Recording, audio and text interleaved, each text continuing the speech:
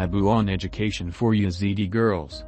The cultural center of the Caucasus Yezidis has been actively conducting educational work on the right of Yazidis to education throughout its activities.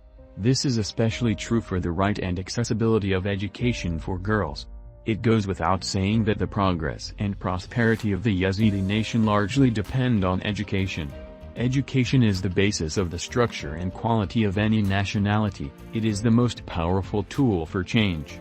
Today, more than ever, Yazidis need to actively work to thaw marginal Yazidi families who do not allow their children, especially girls, to get an education. The lack of education leads to the asceticism of the community. Empowerment for Yazidi women is a process aimed at ensuring that women find themselves and their place in the society of the modern world.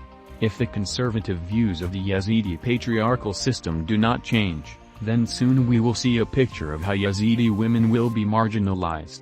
When it comes to marginal Yazidi families, it is difficult not to mention the problem of early marriages. The practice of early marriages is another serious obstacle to women's education. Girls are taught not to object, to remain modest and submissive in their behavior. The movement of girls is usually restricted, especially as they grow up, while boys are encouraged to assert themselves. The explanation for this behavior is that after marriage, girls must do housework and look after relatives, husband and children, where modern education is completely excluded. The lack of this education among women makes itself felt in the future, later, if they encounter difficulties. And here we are talking not only about academic education, but about school, professional, and higher education.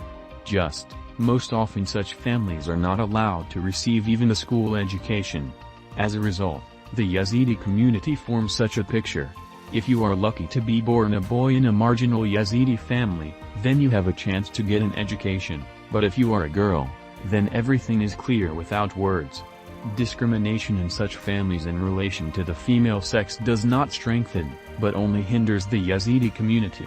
If the Yazidi community continues to remain silent and does not work to resolve these problems, and the education of women is perceived as a threat, and this imaginary threat, to the existing status quo, then in the current conditions of global geopolitical upheavals, the patriarchal world of the Yazidi people will simply collapse.